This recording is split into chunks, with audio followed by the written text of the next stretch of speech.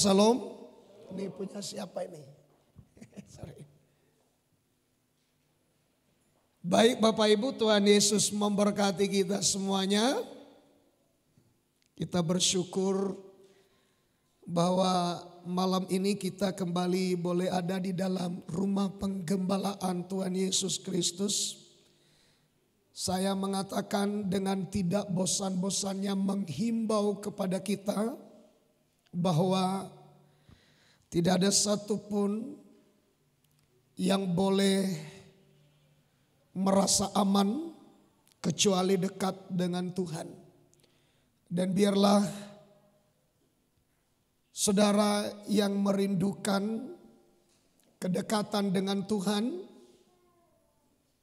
ini boleh menjadi sebuah ungkapan saudara bahwa saudara sedang berkata kepada Tuhan, aku tidak mau terpisah dengan Engkau ya Tuhan. Aku selalu mau dekat denganmu.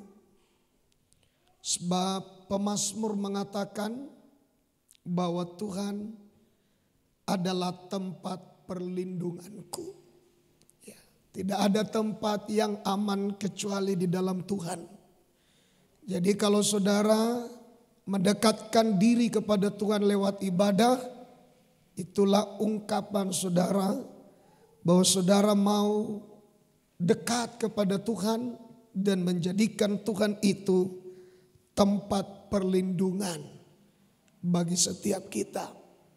Ya, biarkan siapapun menjadikan perlindungan mereka, pekerjaan mereka, ya,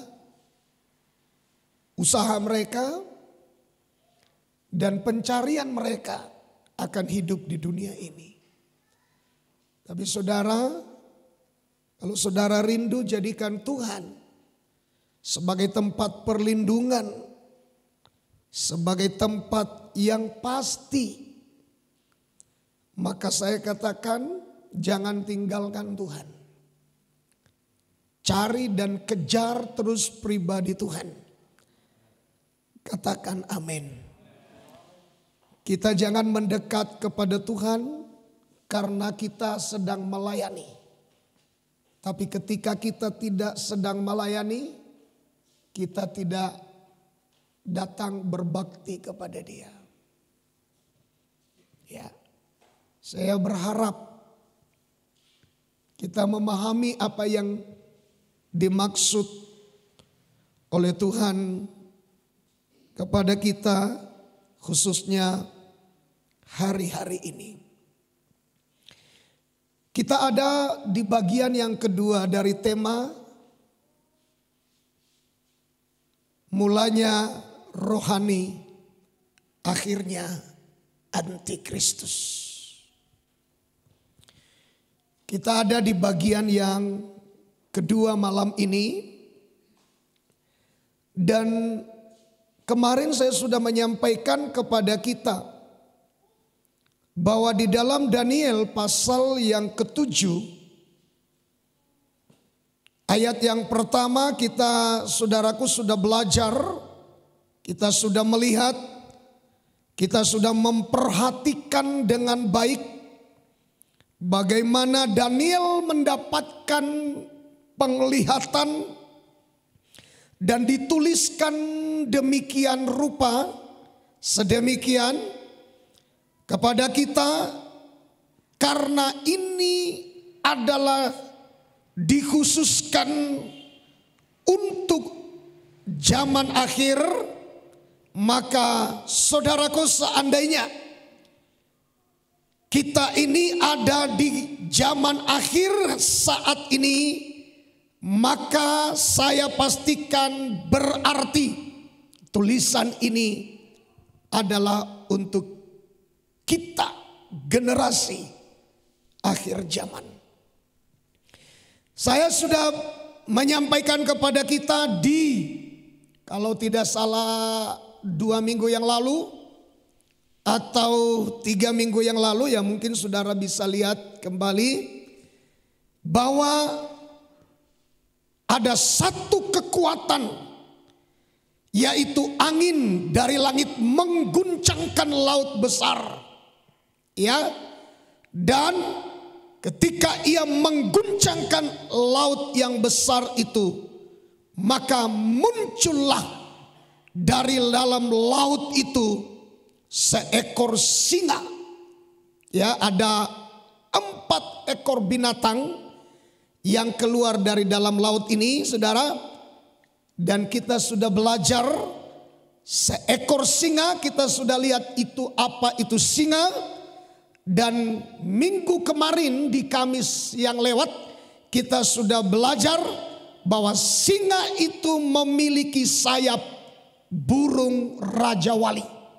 Ya, memiliki sayap burung Raja Wali. Saya sudah menyampaikan kepada kita bahwa Raja Wali itu adalah menggambarkan orang percaya, ya, yang tempatnya bukan di bawah tapi di atas gunung batu, dan gunung batu itu menunjuk kepada Yesus adalah gunung batu kita. Dia ada di atas gunung batu, saudaraku, di tempat yang tinggi yang sulit didatangi. Itu adalah gambaran daripada orang-orang yang sebenarnya bersembunyi kepada Yesus sebagai gunung batu yang tidak dapat didatangi oleh musuh. Jadi kalau saudara menjauh dari Tuhan sebagai gunung batu, akan lebih cepat kita dijangkau musuh. Ya. Saya katakan jangan bergantung kepada orang lain. Biarkan saja yang lain itu menjadikan yang lain dan bukan Tuhan menjadi sandaran mereka. Saya mau katakan akhir zaman ini orang yang tidak mengandalkan Tuhan pasti tumbang. Ya, akan jatuh, akan tumbang. Ya, ada hal-hal tertentu yang membuat mereka tidak ada waktu buat Tuhan. Itu pasti ada yang mereka khawatirkan. Mereka justru bukan datang kepada Tuhan, tapi karena kekhawatirannya akhirnya mencari yang lain. Justru dia sedang berpegang kepada sesuatu yang tidak dapat menjamin kenyamanan dalam kehidupannya. Ya, jadi itu adalah burung Raja Wali, singa bersayap Raja Wali. Artinya antikristus itu adalah dulunya rohani, sekarang jadi antikristus. Lengkap ya? Ya, makanya dia bersayap burung Raja Wali. Karena saya sudah sampaikan, saya tidak ulang lagi. Sebenarnya yang berhak atas sayap Raja Wali itu adalah, atau sayap burung Nazar itu adalah gereja. Itu makanya ketika naga mengejar gereja itu, akhirnya dia mengenakan sayap burung Nazar, ia terbang ke tempat yang telah ditentukan baginya. Baik, kita lanjutkan. Selanjutnya selain daripada burung Raja Wali, selanjutnya adalah domba jantan. Ya. Domba jantan ini adalah ya gambaran orang rohani. Itu domba itu, saudara, di dalam Alkitab itu semua bicara rohani. Nah, ini binatang korban yang halal. Ya. Ya, coba kita lihat dulu Daniel 8 ayat 3. Bisa dibacakan Pak. Daniel 8 ayat 3. Ya, kita perhatikan ya Bapak Demikian Ibu. firman Tuhan. Ya. Aku mengangkat mukaku dan melihat. Ya. Tampak seekor domba jantan berdiri di depan sungai itu. Ya, terus. Tanduknya 2 dan kedua tanduk itu tinggi. Tetapi yang satu lebih tinggi dari yang lain. dan yang tinggi itu tumbuh terakhir. Ya, kelihatan tampak seekor domba jantan. Ya, ayat 4, perhatikan baik-baik laku daripada domba ini. Kita perhatikan perilakunya. Ayat 4. Ayat 4. Ya. Aku melihat domba jantan itu menanduk ke barat, Ya. ke utara dan ke selatan. Dan tidak ada seekor binatang pun yang tahan menghadapi dia. Dan tidak ada yang dapat membebaskan dari kuasanya. Ia berbuat sekehendak hatinya dan membesarkan diri. Terus ayat 5, tetapi sementara aku memperhatikannya. sampai di situ, Pak. Ya. Nah, saudara, sebenarnya domba itu di dalam Alkitab, saudaraku, ini adalah binatang korban yang halal. Kalau bicara tentang sifat daripada binatang korban, ini saudaraku, domba ini berlawanan dengan apa yang dituliskan oleh Alkitab. Tidak sama. Jadi kalau dia ini tampil sebagai yang menanduk, dia menanduk ke barat, dia menanduk ke utara, dia menanduk ke selatan, dan tidak ada satupun yang dapat menghadapi dia. Dia membesarkan diri, dia melakukan sekehendak hatinya, dan lain sebagainya. Maka kita mengambil kesimpulan ini adalah gambaran dulu dia rohani. Sekarang jadi rohana, antikristus. Saya mengatakan kepada kita sifat domba yang sesungguhnya ini. Yesaya 53 ayat 7. Ini sifat domba yang sebenarnya. Ya, sifat domba yang sebenarnya. Ayat 7, silakan Pak. Demikian firman Tuhan. Iya. Dia dianiaya, Memberi diri dianiaya, ini anak domba Allah. Terus, tetapi dia membiarkan diri ditindas. ya terus. Dan tidak membuka mulutnya seperti anak domba yang dibawa ke pembantaian. Terus, Seperti induk domba yang keluh di depan orang-orang yang menggunting bulunya. Ia tidak membuka mulutnya. ya. Nih.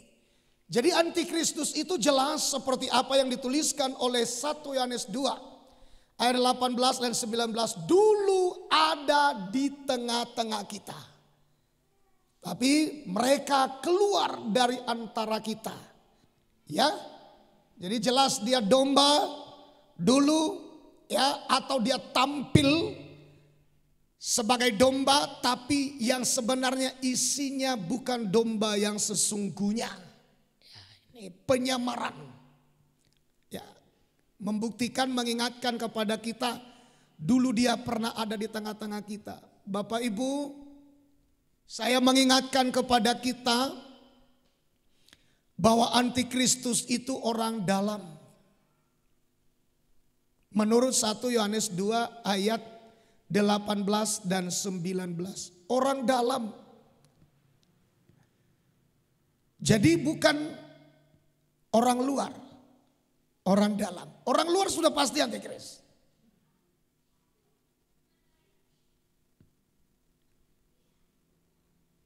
Tapi yang dimaksud seorang antikris, orang dalam. Termasuk orang-orang yang tidak sungguh-sungguh. Betul ya?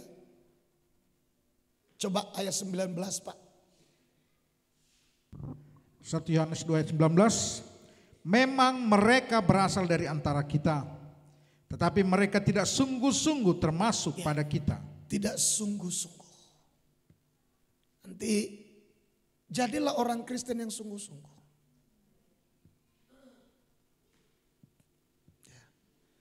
Dia mengenakan sayap burung nazar. Berarti itu adalah milik orang percaya. Tapi awalnya rohani, tapi akhirnya antikris. Dia tampil sebagai domba.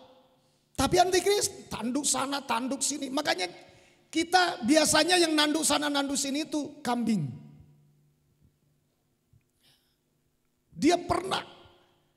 di dalam, tapi akhirnya keluar. Selanjutnya Bapak Ibu Saudara yang dikasihi oleh Tuhan, perhatikan baik-baik, orang yang pernah ada di dalam dan sekaligus antikristus yang pertama ialah Yudas. Nah, kalau ini kita belajar memperhatikan, walaupun sudah kita belajar, tapi ini antikristus, saudara. Yudas, orang dalam. Mengapa saya katakan dia antikristus? Orang dalam. Murid Yesus, tapi dia keluar. Ayatnya jelas kok, dia keluar. Ya, dia keluar. Nah, Bapak Ibu, Yudas seorang murid yang disebut pengkhianat. Murid yang menjadi pengkhianat, yang menyerahkan Yesus. Di dalam Lukas 6 ayat 16 mengatakan, Yudas anak Yakobus dan Yudas Iskariot yang kemudian menjadi pengkhianat. Saya berharap kita memahami ya dengan baik. Menjadi pengkhianat itu berarti orang dalam, tapi menjadi pengkhianat jelas keluar. Dan saya berharap kita mengerti, memahami maksudnya. Ini akhirnya mengkhianati Kristus. Kristus yang dia khianati. Kebenaran yang dia khianati. Itulah yang dimaksud pengkhianat. Itulah Yudas. Ya. Mengapa Yudas menjadi pengkhianat? Kita bicara dulu rohani, akhirnya antikris ya. Mengapa Yudas menjadi pengkhianat? Karena dia kemasukan iblis. Ya. Saya juga bingung. Mengapa Yudas ini bisa dirasuk iblis? Bisa dimasuki iblis. Lukas 22 ayat 3 mengatakan, maka masuklah iblis ke dalam Yudas. Itu yang menyebabkan dia jadi pengkhianat.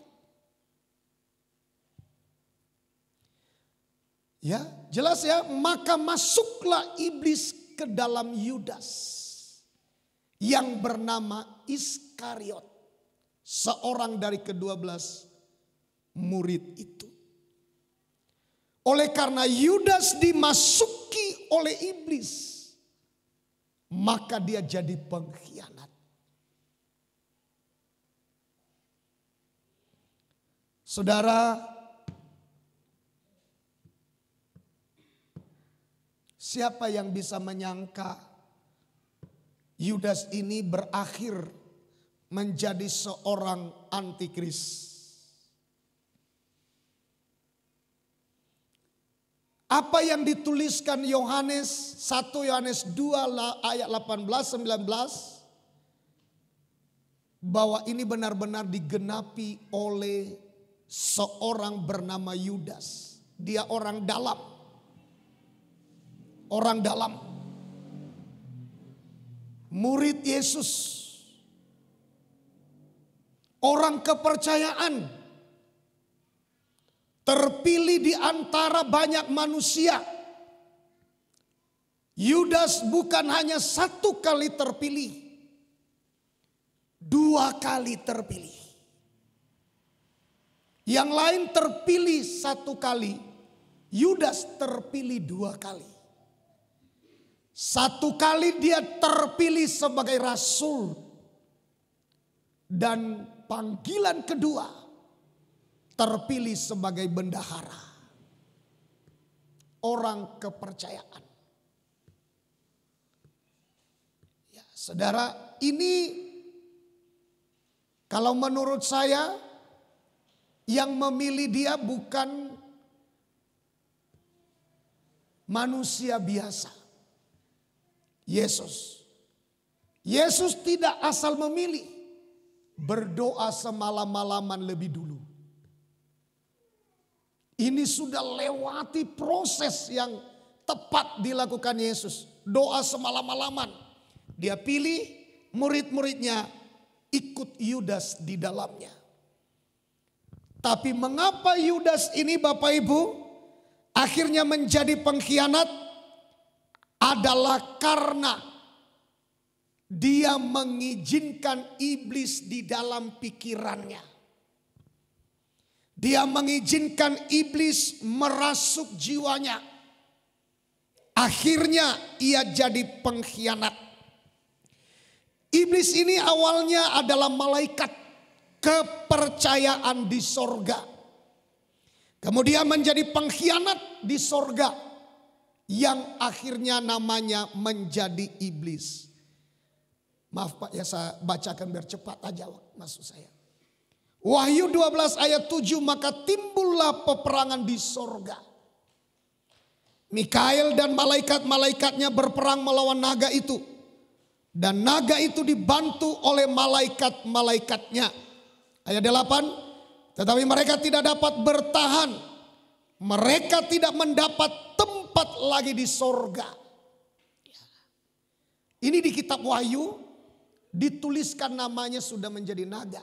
Karena sudah dituliskan dia dari Alkitab Perjanjian Lama, ular tua, si ular. Akhirnya di kitab Wahyu dia ditulis menjadi naga. Tapi awalnya sebenarnya dia malaikat.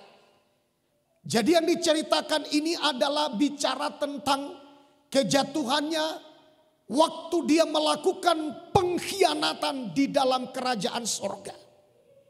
Dia memberontak mau menggulingkan Tuhan dari kerajaannya. Akhirnya Tuhan tidak campur tangan untuk memerangi dia.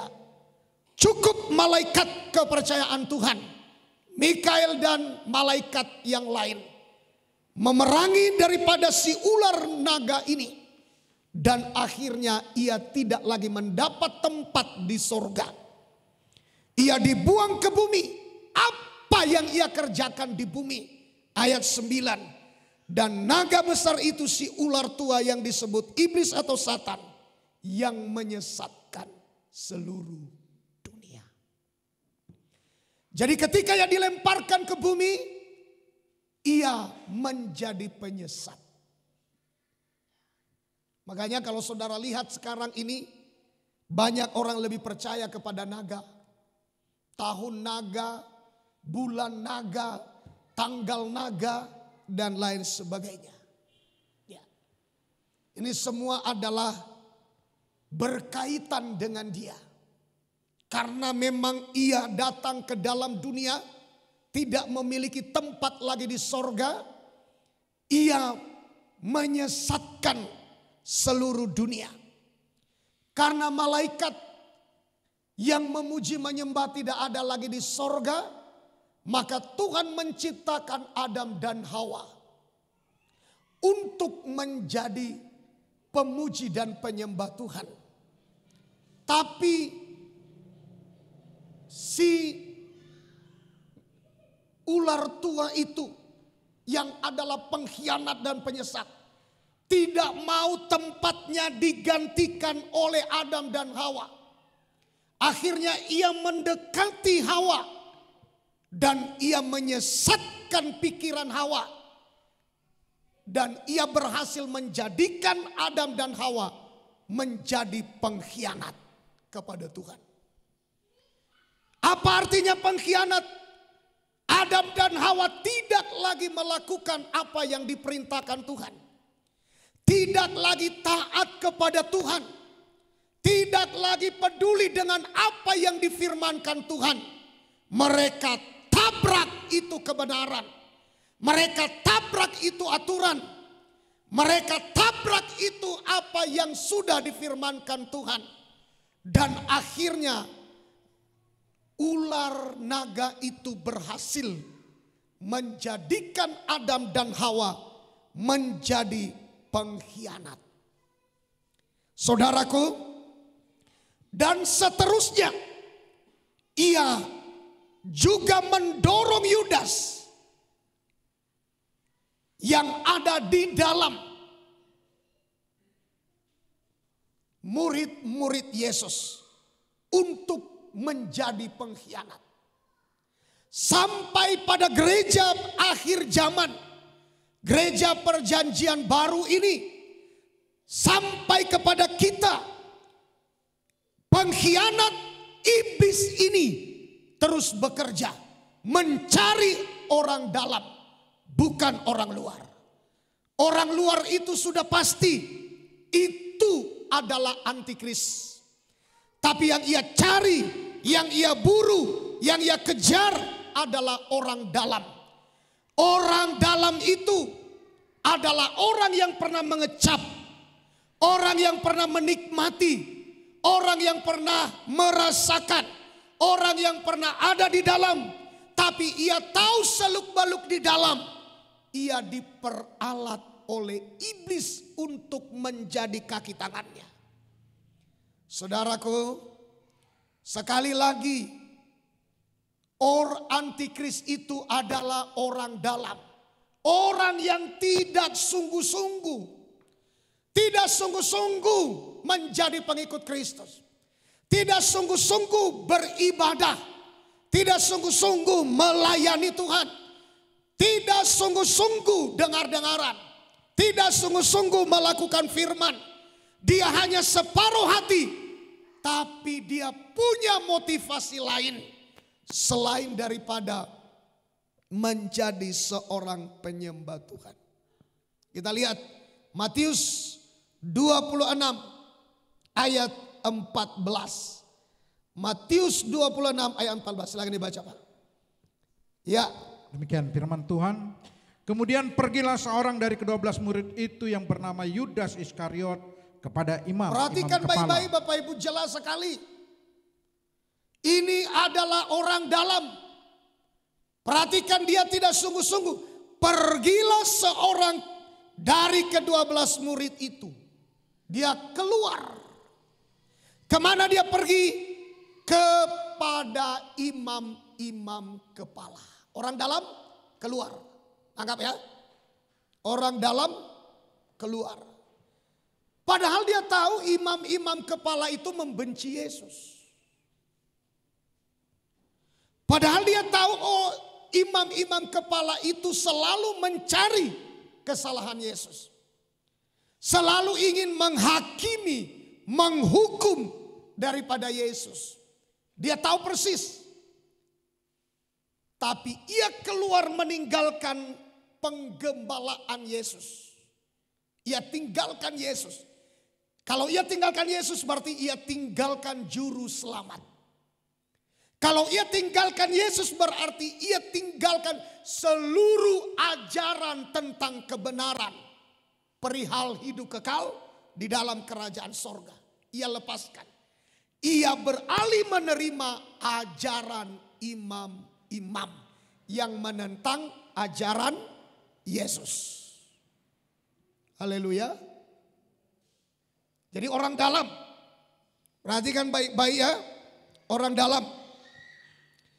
Perhatikan apa yang menjadi tujuan hidupnya. Mengapa ia keluar? Ya, silakan Pak. Ayat 15. Ayat 15. Iya. Ia berkata, apa yang hendak kamu berikan kepadaku supaya aku menyerahkan dia kepada kamu? Mereka membayar 30 uang perak kepadanya. Ya, ini. Yang menjadi antikristus itu adalah orang yang bukan memiliki motivasi hidup kekal. Tapi orang yang memiliki motivasi lain di dalam mencari Tuhan. Ya. Kalau motivasi lain saya tidak. Ujung-ujungnya jadi antikris. Ya. Ini saudara.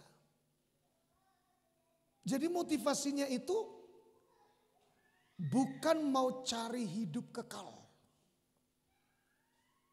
Dia percaya Yesus itu Tuhan. Tidak mungkin dia tidak percaya.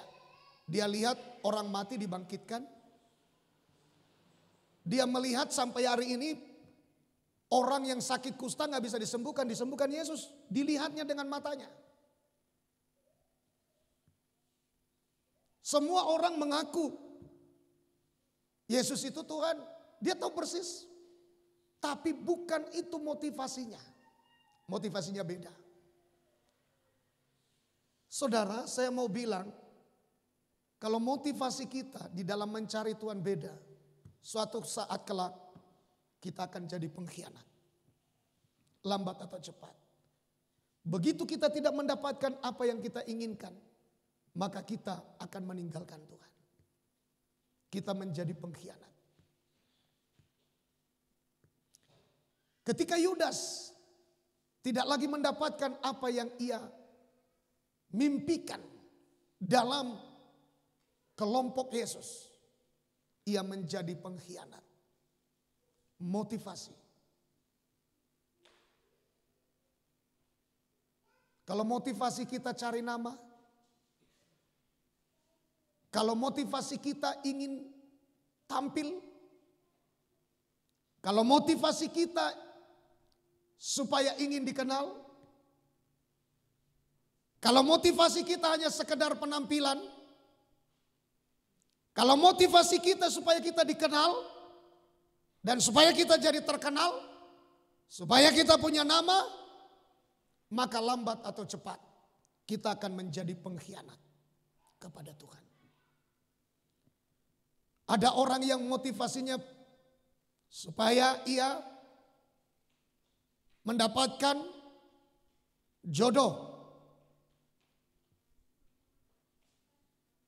Ada yang motivasinya supaya ia bisa mendapatkan posisi.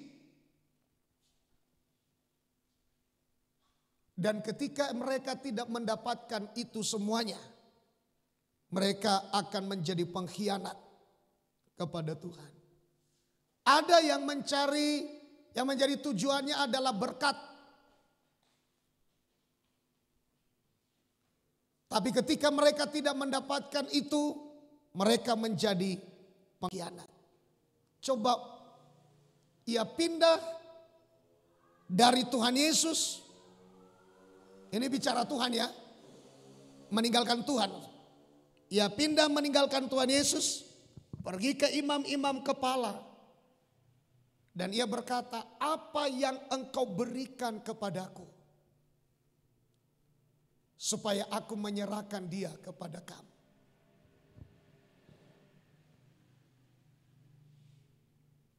Betapa luar biasa Bapak Ibu. Saya menyebut Yudas ini luar biasa tega.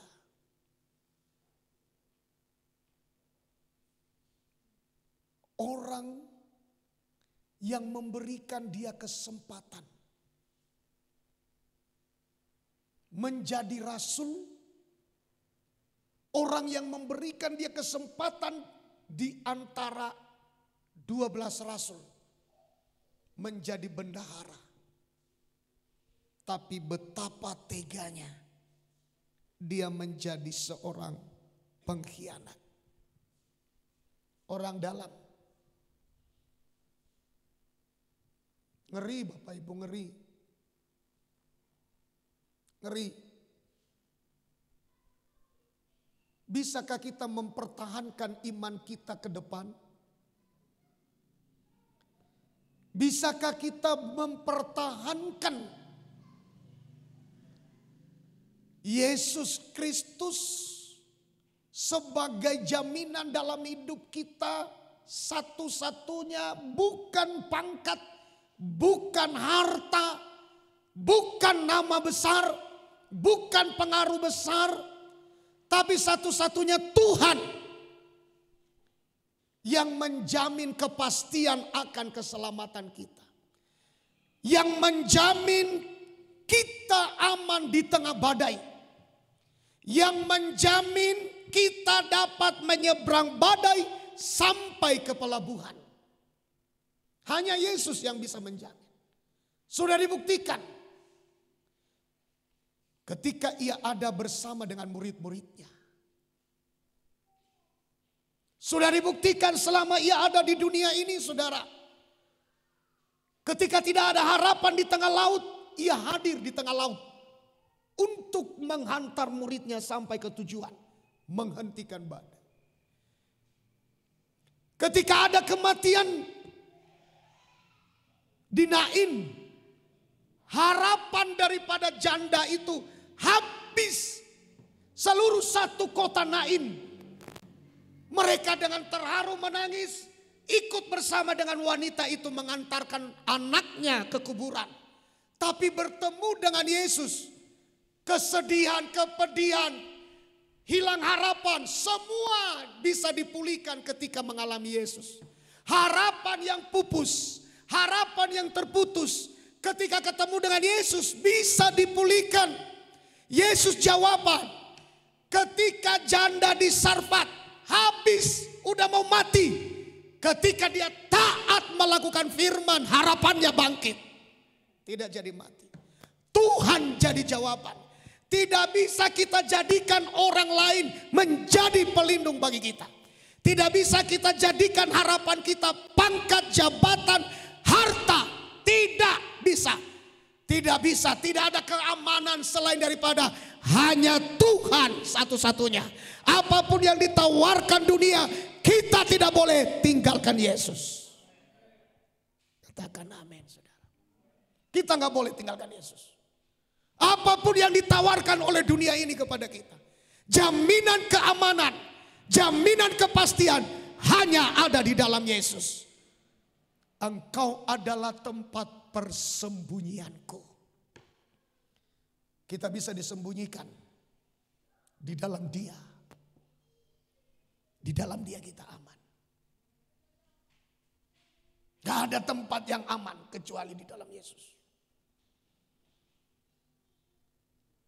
Bapak Ibu, lalu bagaimana tindakan kita? Sungguh-sungguh cintai Tuhan. Sungguh-sungguh layani Tuhan. Habis-habisan seluruh tenaga kita. Segenap hati, segenap jiwa, segenap akal budi, segenap kekuatan kita. Habis-habisan kita harus. Karena dia hanya dia satu-satunya. Kenapa kita mati-matian mencari uang? Karena kita tahu uang menjamin hidup kita. Begitu? Kita bisa beli ini, kita bisa beli itu. Tapi saya mau katakan, uang Yesus bisa kasih. Jabatan Yesus bisa kasih. Keselamatan Yesus bisa kasih. Kesembuhan Yesus bisa kasih. Keamanan Yesus bisa kasih. Tapi masalahnya Yudas meninggalkan Yesus demi mamon. Bapak Ibu, mari kita kembali kepada Tuhan. Terutama di akhir zaman ini. Mari kita kembali kepada Tuhan. Itu makanya saya heran kenapa orang tidak gemetar berlari ke kaki Yesus di dalam menghadapi zaman akhir ini. Mengapa justru banyak orang berlari meninggalkan Yesus? Apakah sudah menggenapi yang dimaksud kasih menjadi dingin? Karena situasi yang menekan. Karena kesibukan yang menekan. Karena pekerjaan yang menekan. Saudaraku, Tuhan gak kenal alasan. Mengapa Tuhan tidak kenal alasan? Karena tidak ada alasan untuk memisahkan kita dari kasih Kristus.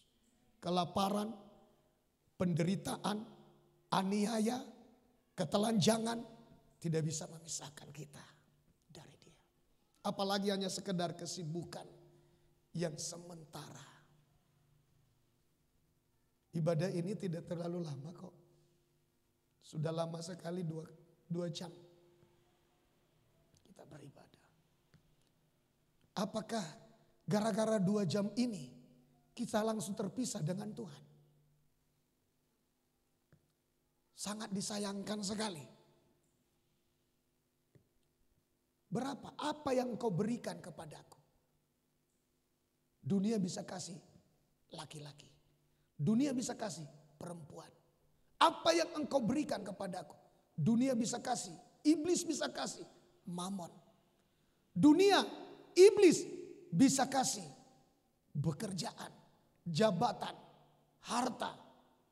Iblis bisa kasih itu untuk jaminan hanya sebatas di dunia ini. Tapi jaminan selanjutnya tidak bisa dikasih. Hanya Tuhan yang bisa menjamin itu. Tuhan, Engkau adalah tempat persembunyianku. Saudaraku, apa yang terjadi? Karena ada jaminan daripada kelompok di luar Yesus. Maka ayat 16 silakan Pak. Ayat 16. Ayat 16. Dan mulai saat itu ia mencari kesempatan yang baik untuk menyerahkan Yesus. Inilah antikristus. Tidak sungguh-sungguh pasti jadi antikristus. Nah, ciri-ciri orang yang akan menjadi pengkhianat itu, saudaraku, ya, kita lihat ya. Ini karena motivasinya. Yohanes 12 ayat 3. Yohanes 12 ayat 3. Silakan. Kita perhatikan ya. Demikian firman Tuhan. Ya. Maka Maria mengambil setengah kati minyak narwastu murni yang mahal harganya. Terus Lalu meminyaki kaki Yesus dan menyekanya dengan rambutnya. Dan bau minyak semerbak di seluruh rumah itu. Terus Tetapi Yudas Iskariot, seorang dari murid-murid Yesus yang akan segera menyerahkan dia, berkata, mengapa minyak narwastu ini tidak dijual 300 dinar dan uangnya diberikan kepada orang-orang miskin? Terus Hal itu dikatakannya bukan karena ia memperhatikan nasib orang-orang miskin, melainkan karena ia adalah seorang pencuri. Ia sering mengambil uang yang disimpan dalam kas yang dipegangnya. perhatikan Bapak Ibu. Jadi Bapak Ibu, Yudas ini memiliki motivasi yang salah. Itu makanya malam ini sekalian dan siapapun yang mendengarkan khotbah ini, di dalam mencari Tuhan miliki motivasi yang benar. Miliki motivasi yang benar. Motivasi yang salah akan menggiring kita jadi pengkhianat. Motivasi yang salah akan menggiring kita menjadi antikristus. Motivasi yang salah. Sering sekali Bapak Ibu awalnya motivasi itu benar, tapi berbelok di tengah jalan. Itulah yang saya maksud dan itulah yang dimaksud Alkitab, dulu rohani, akhirnya anti Kristus. Motivasi berubah di tengah jalan. Pertahankan motivasi kita benar. Itu makanya saudaraku, saudara lihat setiap pergerakan di dalam kita mengumpulkan dana apapun, uang apapun, saya tidak pernah tahu menau. Saya percayakan kepada orang yang sudah ditunjuk.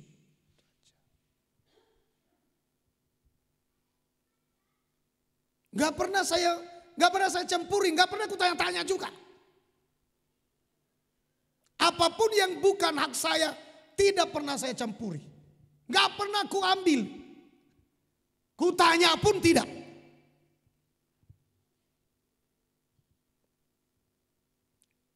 Ada yang dipegang oleh Pak Joyce ini, ya suku-suku. Pernah, gak ada ku tanya-tanyain. Artinya orang menderita sampai apa, gak ada. Yang kutunggu paling kalau tiap tahun ada laporan, saya melihat cukup.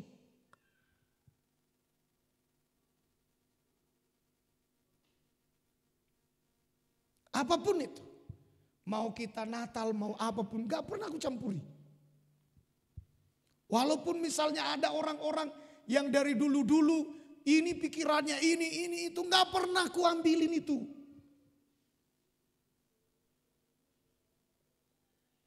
Tapi apa yang menjadi bagian saya? Karena saya adalah hamba Tuhan, seorang pemberita Injil, hidup dari Injil. Saya bergerak manapun, saya dibiayai, hidup saya hidup dari Injil. Amin. Memang saya hidup dari Injil. Tapi saya tidak pernah melakukan tipu daya.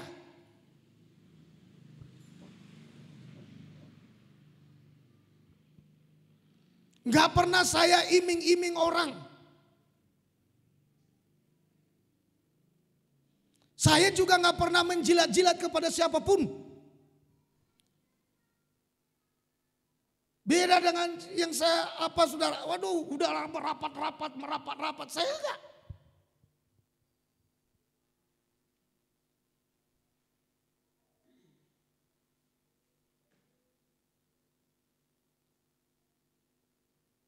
Apalagi akhir-akhir ini saya memahami benar Bapak Ibu.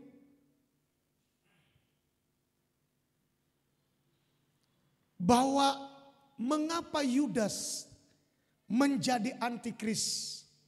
Karena antikris itu saudaraku adalah penguasa mamon. Jadi orang yang haus mamon pasti akan diseret oleh antikris. Pasti. Ya. Itu makanya Bapak Ibu, kalau saya pribadi ya, gak tahu ya, saudara, ya mungkin saya mau jalan-jalan kemana, keluar itu, kadang-kadang gak ada uang di dompetku. Saya gak pernah bergantung ke situ. Gak pernah, karena saya tidak menginginkan ini juga. Gak pernah ingin itu, ingin itu. Kalau saya mau pingin apa saja sebenarnya bisa. Aku paksakan diriku. Tapi saya gak pernah. Bapak Ibu lihatlah saya. Di sini-sini aja saya besar. Udah hebat itu saudaraku yang dikasih Tuhan. Entah sekali.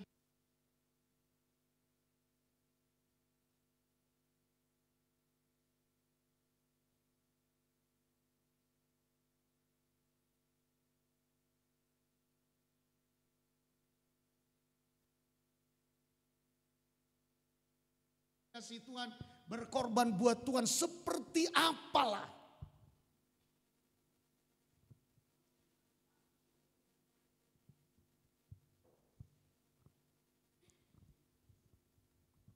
Saya nyaman Bapak Ibu, kemanapun saya pergi, tanpa ada sedikit pun khawatir karena ini, aduh gimana ini.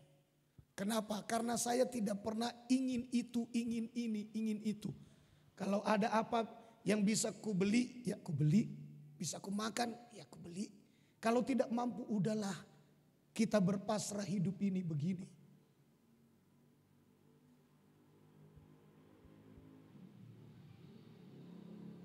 Haleluya.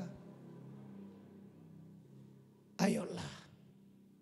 Kita mulai betulkan motivasi kita dalam mengejar Tuhan ini.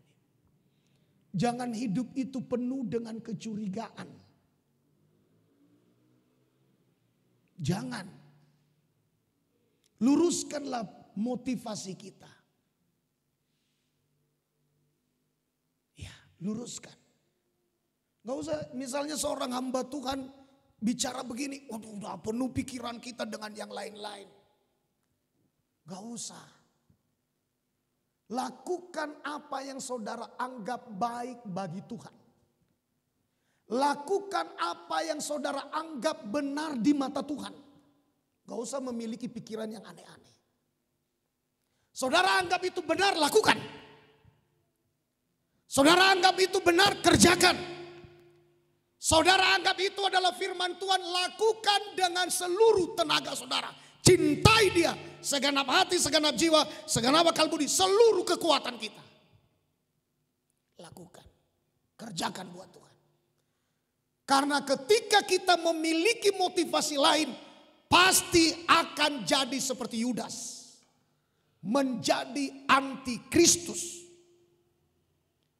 Sungguh-sungguh Bapak Ibu, waktunya sekarang kita harus sungguh-sungguh. Sungguh-sungguh. Ya. Bapak Ibu, nanti bulan 12 ini ya terkait dengan situasi ini jadi lalap masuk ngonon, kita hanya ya biasalah kita KKR. Gak usah kita ada Natal-Natal penyalaan lilin apa segala macam. Tanggal 25 ya tetaplah ada acara kita. Tapi di tanggal 25 jangan lupa. Kita akan seperti yang sudah saya titip kepada kelompok-kelompok sel. Disitulah kita lakukan di tanggal 25 nanti. Saudara, kita beralihlah. Mari kita mulai memperhatikan. Saya rasa ini sudah akhir zaman Bapak Ibu. Saya meyakini kita sedang berada di gerbang di mana kita akan memasuki hari penggenapan firman Yesus akan datang. Satu hal saudaraku yang dikasihi Tuhan, yang saya ingat pada waktu Yesus lahir, seluruh dunia disensus.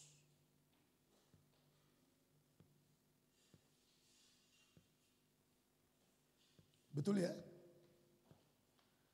Dan luar biasanya, Maria dan Yusuf suaminya, calon suami, ya suaminya, ikut mendaftarkan diri. Tapi saudara tahu,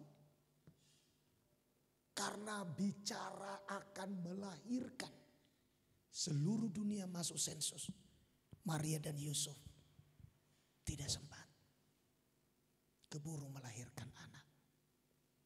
Sudah mendesak kandungannya. Ibarat di akhir zaman datang antikris. Lolos. Ya Pak Julu ya. Lolos.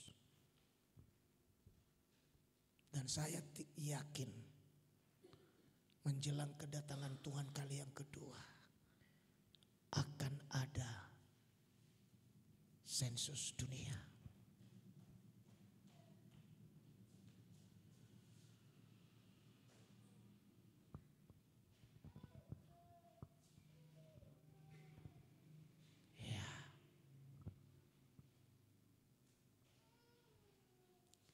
Aduh Bapak Ibu, saya mengingat zaman ini gak main-main, saya melihat situasi ini. Serius.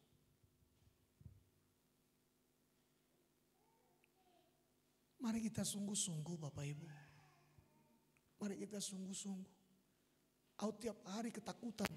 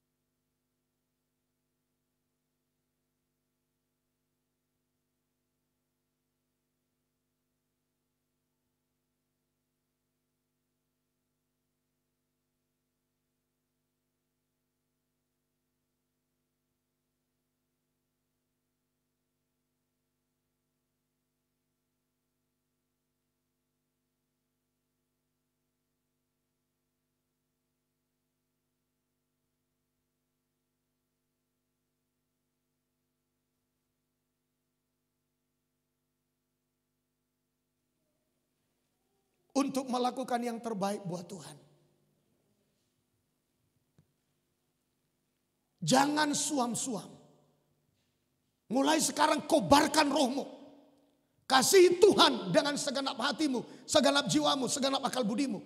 Ada orang bilang belum akhir zaman, belum akhir zaman, belum akhir zaman. Pantas rohnya padam. Dan begitu. Ya pantas saja roh kita padam. Tidak ada nyala, tidak ada kobaran api. Karena kita kenapa? Memiliki keyakinan. Tidak ada apa-apa, tidak ada apa-apa. Bagi saya, itu makanya tadi saudara, makanya kalau saya ingin mendengarkan apa itu, apakah itu sebuah ibadah, apakah itu sebuah seminar. Saya pinginnya itu sebenarnya bukan hanya sekedar pengetahuan. Saya pinginnya itu dengar ayat-ayat Alkitab.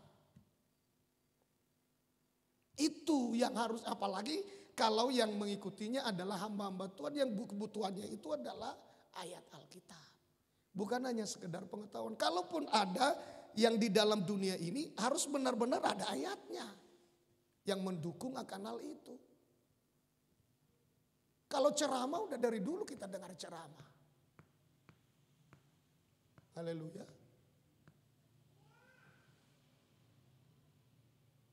Betul gak? Ceramah banyak penceramah lebih hebat-hebat di dunia ini. Yang aku butuhkan itu ayat-ayat Alkitab.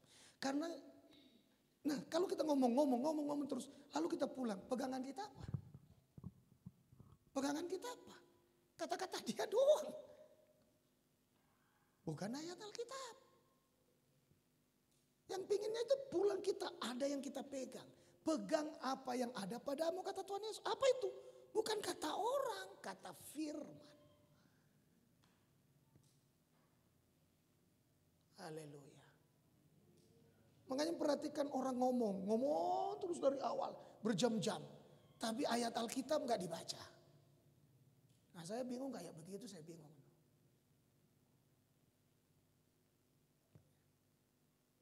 Kalau sudah, makanya saudaraku, saya sukanya baca ayat Alkitab. Begitu. Harus ada dasar kita berpijak pada Alkitab. Berdiri di atas ayat-ayat Alkitab. Nah kita lihat saudara. Yudas ini. Sabar ya Bapak Ibu. Kita sabar. Ya, supaya kita jangan jadi pengkhianat. Orang berkorban dia bersungut-sungut. Kenapa dia tidak senang? Ada orang berkorban buat Tuhan. Ada sesuatu yang tidak beres dalam hatinya. Ada sesuatu yang kotor di dalam rohnya. Ada atmosfer lain yang menyelimuti dia. Yang menyebabkan ia melahirkan pikiran negatif dan sikap yang negatif. Mengeluarkan kata-kata dari perbendaharaan hatinya yang tidak tepat menurut Tuhan.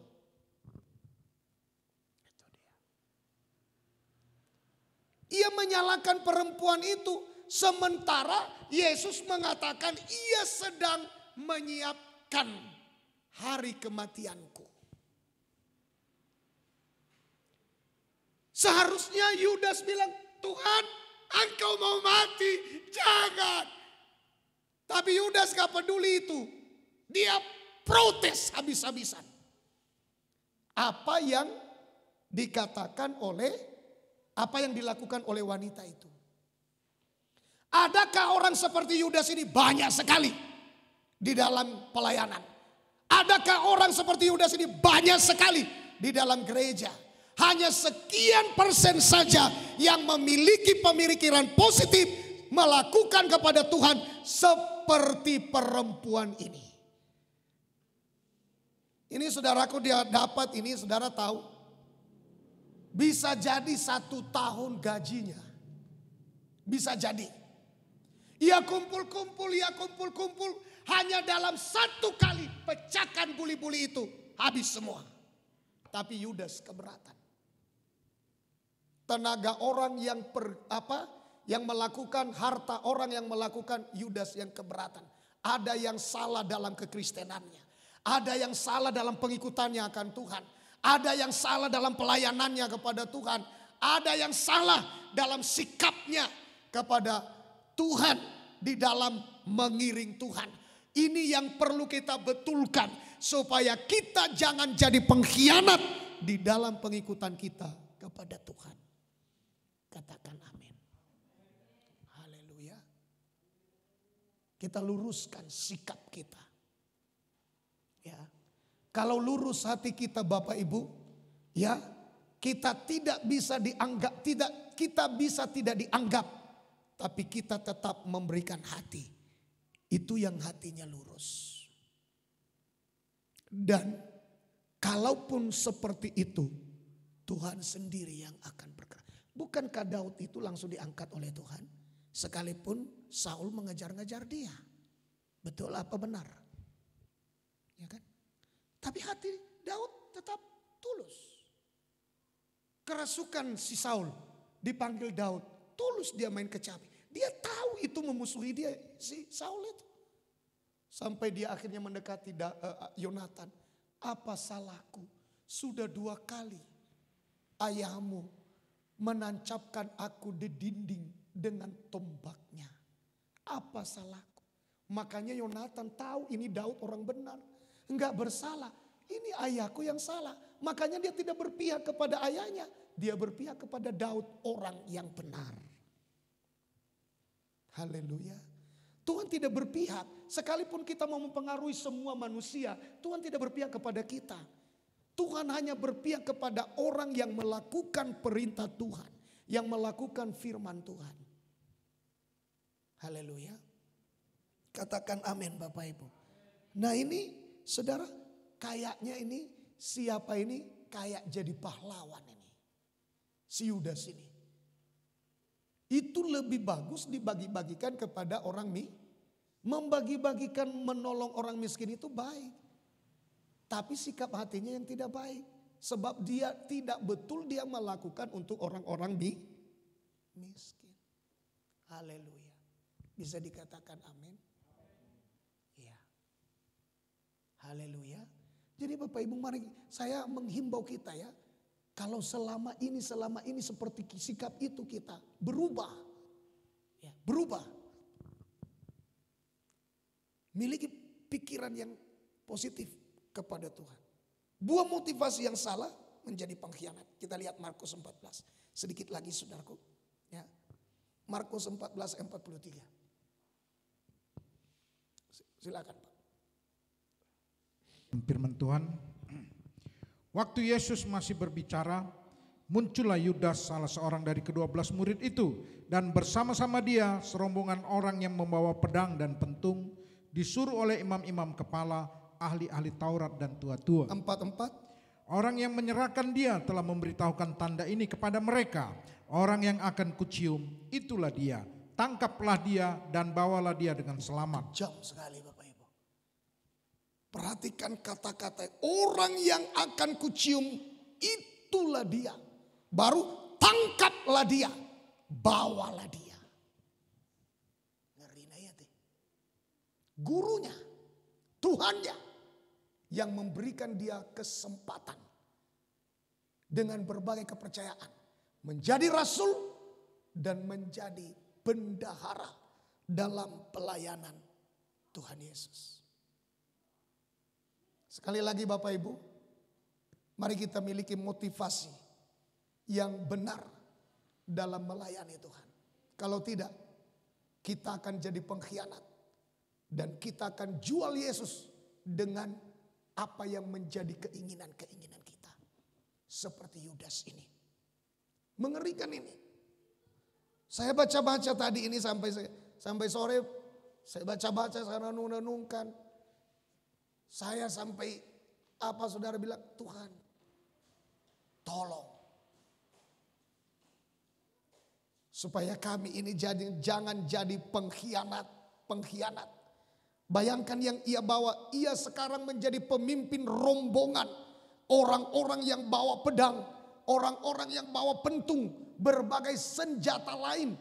bersama dengan orang-orang yang nangkap Yesus disertai imam-imam kepala. Dia pimpin rombongan itu, Yudas yang mimpin. Dan dia bilang, kasih pesan, perhatikan ini, siapa nanti yang aku cium, itulah dia, tangkaplah dia, bawalah dia. Itulah antikris. Dan saya mau pastikan kepada kita, para pengkhianat-pengkhianat di akhir zaman, nanti saudaraku akan berlaku seperti ini. Saudara akan disuruh, inilah dia. Inilah dia, siapa itu, pembangkang itu, pemberontak itu. Maka saya mau bilang kepada kita, tidak ada kekuatan kita yang lain. Karena siapapun bisa menyerahkan saudara. Siapapun akan mengadukan saudara. Siapapun akan menyerahkan saudara. Karena ada di dalam ayat Alkitab saling. Bahkan di akhir zaman, ketika roh antikris menguasai dunia, tidak ada satupun yang dapat dipercaya. Kecuali hanya Tuhan yang bisa kita percaya. Makanya mulai dari sekarang belajar percaya kepada Tuhan. Haleluya. Nah perhatikan ayat 45. Ayat 45. Ayat 45. Ya. Dan ketika ia sampai di situ, ia segera maju mendapatkan Yesus dan berkata, Rabi, lalu mencium dia. Lanjut. Maka mereka memegang Yesus dan menangkapnya. 47 salah seorang dari mereka yang Sampai ada. di situ. Akhirnya dapat mereka kode itu. Mereka segera memegang Yesus dan menangkap Yesus. Inilah saudaraku yang sering kita dengarkan. Yudas menyerahkan atau mengkhianati Tuhan Yesus dengan sebuah ciuman. Saudara, ciuman ini adalah gambaran daripada bermulut manis. Bersikap manis, di depan bermulut manis, tetapi sebenarnya tidak seperti itu kenyataannya.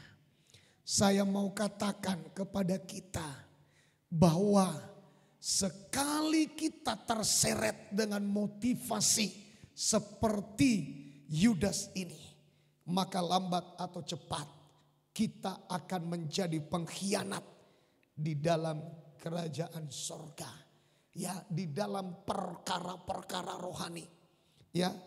Nah ini yang terakhir dari kisah Yudas ini, menolak kesempatan, atau sama dengan bisa diartikan ayat ini berarti tidak ada kesempatan. Bisa diartikan ayat yang kita akan baca ini menolak kesempatan, atau bisa juga diartikan tidak ada lagi kesempatan. Mari kita perhatikan ayat ini. Ini 3 ayat yang terakhir. Matius 26 ayat 23.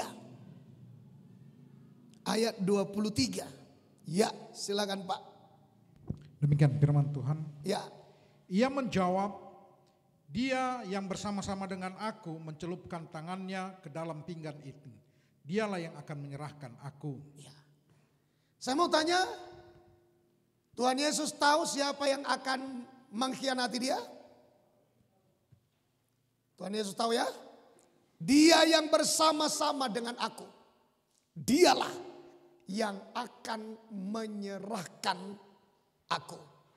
Saya katakan seharusnya ini bisa menjadi kesempatan bagi Yudas. Tapi sebaliknya berikut ini nanti saya akan katakan ayat ini berarti sama sekali memang tidak ada lagi kesempatan buat Yudas. Ya. Ketika Yesus menegur semua murid-muridnya, dia yang bersama-sama dengan aku, kodenya, yang mencelupkan tangannya ke dalam pinggan ini, dialah yang akan menyerahkan aku.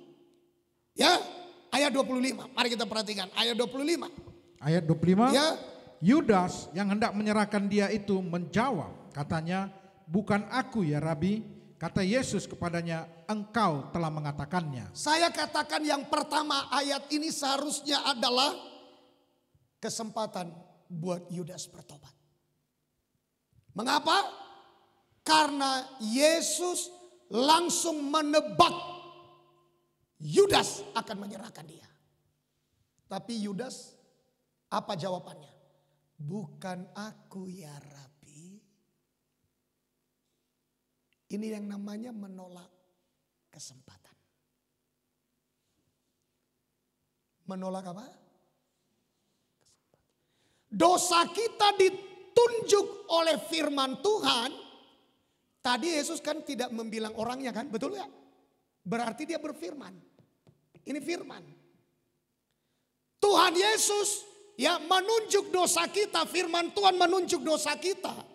Itu sebenarnya adalah kesempatan diberikan Tuhan bagi kita bertobat. Tapi kesempatan yang diberikan justru bukan kita gunakan, Tuhan ampuni aku. Justru kita menyembunyikan dosa itu dengan berkata, bukan aku ya Tuhan, dan awi. Kita menyembunyikan dosa itu dengan berkata apa? Pendeta ini dalam hatinya, holan au, holan au, holan au. Padahal maksud Tuhan bertobatlah. Yesus tidak menunjukkan siapa namanya. Tapi Yesus berkata, siapa yang akan memasukkan tangannya ke pinggan ini, dialah itu yang akan menyerahkan aku. Artinya saudaraku, begitu kok dia tahu, ampun aku Tuhan, ampun aku Tuhan. Bertobat menjadi kesempatan. Dosanya ditunjuk. Tapi dia tidak. Ingat, setiap firman Tuhan menunjuk dosa kita. Ingat, itu adalah kesempatan untuk berubah. Kesempatan untuk bertobat. Kesempatan untuk mengakui. Itu pertanda bahwa Tuhan tahu dosa kita. Bisa dikatakan amin? Nah, perhatikan di sini jelas. Bukan aku yang Tuhan, apa yang jawab Yesus? Engkau sudah mengatakannya. Kaulah itu. Kau sudah mengatakannya. Jadi dengan kita berkata, bukan aku, berarti kita sudah mengatakan bahwa kita. Dengan kita berkata bahwa holan au, berarti kita sudah mengatakan pas do firman itu kita yang berdosa itu. Lengkap ya Bapak Ibu? Tapi masalahnya kita mengeraskan hati dan tidak mau bertobat. Ini yang pertama. Bisa jadi ayat ini sebenarnya buat Yudas adalah kesempatan. Tapi karena kita temukan Yudas tidak bertobat lagi, maka bisa jadi ayat ini adalah memang mengingatkan bahwa tidak ada lagi kesempatan buat Yudas untuk mengalami. Karena memang sudah dia bulatkan hatinya untuk menyerahkan Yesus demi mamon. Nangkap Bapak Ibu ya? Ya. Memang walaupun dosanya sudah diungkit, ya udah tertutup sama dia pintu. Makanya saya bilang bisa jadi ini kesempatan, tapi sekaligus bisa jadi juga memang gak ada kesempatan buat Yudas. Ya, ayat 24, perhatikan ayat 24. Ayat 24. Ya, bagi pelaku pengkhianat. Ayat 24. Anak manusia memang akan pergi sesuai dengan yang ada tertulis tentang dia. Akan tetapi celakalah orang yang olehnya anak manusia itu diserahkan. Adalah lebih baik bagi orang itu sekiranya ia tidak dilahirkan. Bapak Ibu, seorang pengkhianat atau seorang antikris adalah seorang yang lebih baik jangan dilahirkan. Kenapa? Karena sia-sia. Toh akan menjadi penghuni neraka. Hari ini mungkin kita berkata borat doa PAT. Saya katakan tidak gampang saudara. Berjuanglah. Karena Alkitab juga mengatakan bahwa yang bertahan sampai pada kesudahannya akan selamat.